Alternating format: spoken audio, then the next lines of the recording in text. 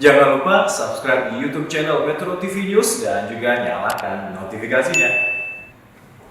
Sementara itu, tim inspeksi vaksin COVID-19 bersama perwakilan PT Bio Farma bertolak ke Tiongkok untuk menguji kualitas dan aspek halal vaksin Sinovac dan CanSino. Jika uji vaksin sudah selesai, maka pada tahun ini proses vaksinasi akan dilakukan terhadap 9 juta masyarakat Indonesia.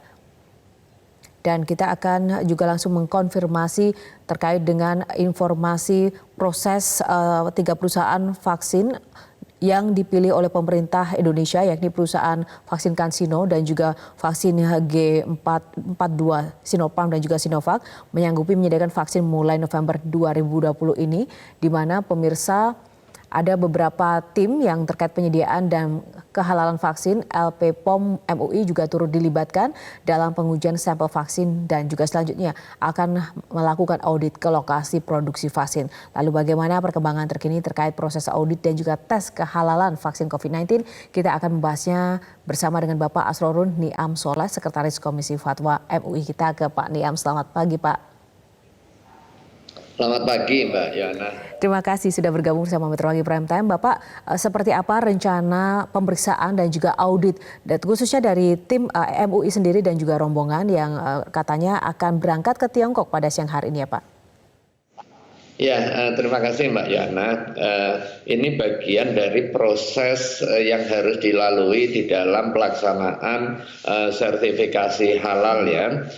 Sebelumnya pihak PT Bio Farma selaku pihak yang bekerja sama dengan produsen vaksin di Tiongkok mengajukan sertifikasi halal yang tahap berikutnya adalah proses pemeriksaan dokumen, kemudian hingga hari ini sampai kepada tahap audit lapangan.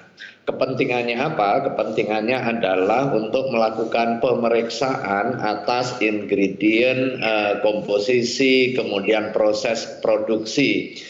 Apakah dia memenuhi standar kehalalan atau tidak. Tetapi pada saat hari ini rencana auditingnya bukan hanya sekedar permasalahan kehalalan produk, tetapi juga aspek keamanan. Makanya auditing yang akan dilakukan untuk kepentingan proses produksi vaksin ini, di samping LP POM MUI dan juga Komisi Fatwa, ada juga dari unsur Badan POM. Artinya ada dua kepentingan keamanan dan juga keselamatan penggunaannya, kemudian yang kedua kehalalannya. Jadi dua elemen halal dan thayyib itu dipastikan. Baik, halal dan thayyib. Bapak boleh mungkin dijelaskan contoh kriteria jika vaksin halal itu seperti apa, Pak? Ya, untuk kepentingan pengobatan pada prinsipnya kita harus memilih yang halal dan juga tidak najis. Najis itu barang yang secara syar'i dilarang ya.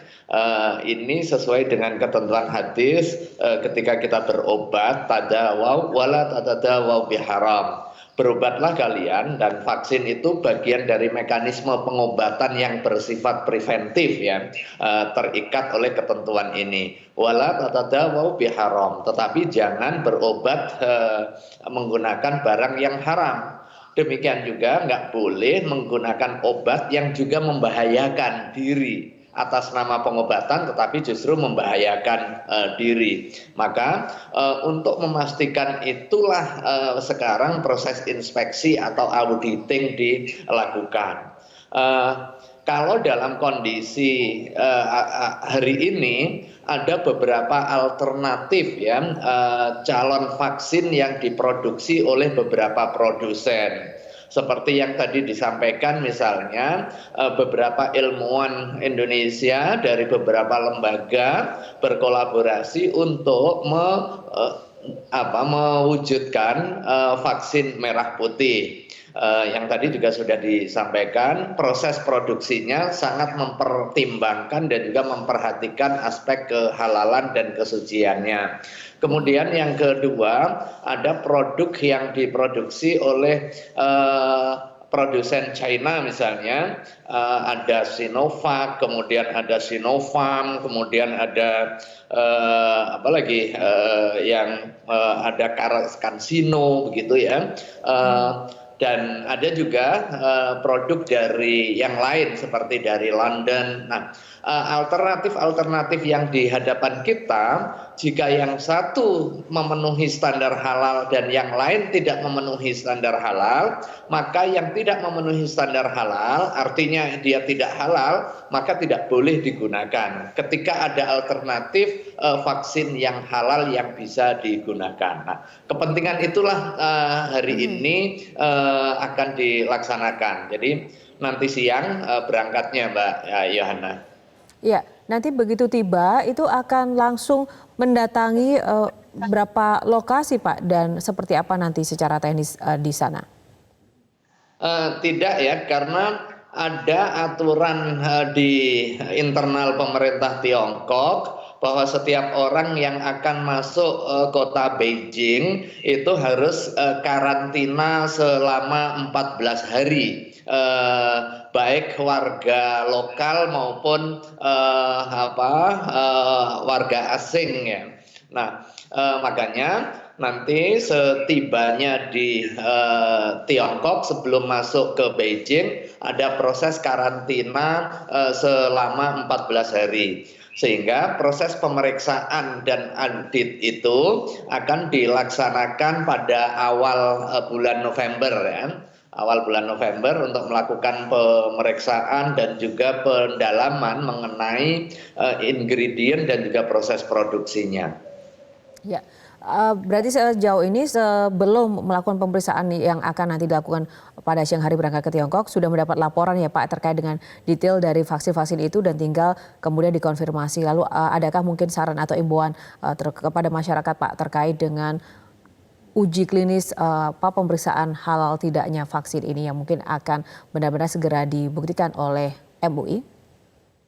Ya, terima kasih. Yang pasti proses menuju produksi vaksin ini sudah didaftarkan untuk kepentingan sertifikasi halal dan tahapan hari ini secara paralel dilakukan audit baik pada aspek keamanan oleh Badan POM dan juga aspek kehalalan oleh Lembaga Pemeriksa Halal dan juga Komisi Fatwa Majelis Ulama Indonesia. Setelah audit ini dilaksanakan, kemudian tim auditor akan menyampaikan laporan hasil auditingnya ke sidang Komisi Fatwa Majelis Ulama Indonesia untuk dilakukan penelaahan, pendalaman, dan juga penetapan aspek kehalalannya. Demikian juga di Badan POM akan dilakukan telaahan terkait dengan safety, terkait dengan keamanan. Tentu bukan hanya sekedar ada vaksin, tetapi ada vaksin tetapi laik dan juga aman serta halal untuk digunakan. Baik.